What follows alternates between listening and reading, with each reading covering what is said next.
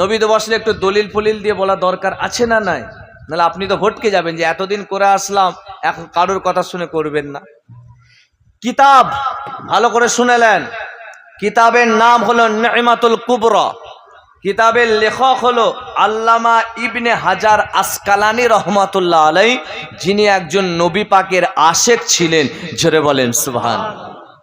তার মতো আলেম আপনি যত মাদ্রাসা, মুহাদ্দিস, মুফাসসির, ইউটিউবে যত মুফাসসির দেখছেন, যত আলেম ওয়াজ করছে, তার বাঁ হাতের কড়ি আগুনের নখের এলেমের যোগ্য আজকের পৃথিবীর কোনো আলেম নেই।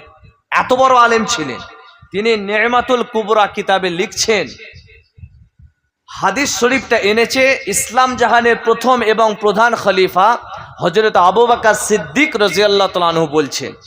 হাদিসের ইবারতটা পড়ে দিচ্ছি। وقال আবু বকর সিদ্দিক রাদিয়াল্লাহু তাআলা আনহু قال قال رسول الله صلى الله عليه وسلم من انفق درهما على قراءة مولود النبي صلى الله عليه وسلم كان رفيق في الجنة। বলুন সুবহানাল্লাহ।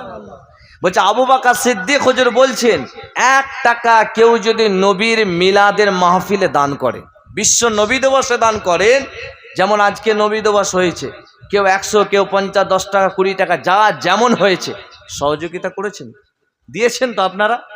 আবু বকর সিদ্দিক হুজুর বলছেন, 1 টাকা কেউ যদি নবীর মিলাদে মাহফিলে দান করেন, কানা রফিক ফিল জান্নাহ, আমার সঙ্গে আল্লাহ পাক জান্নাতে তাকে থাকার ব্যবস্থা করে দেবেন। জোরে বলেন সুবহানাল্লাহ।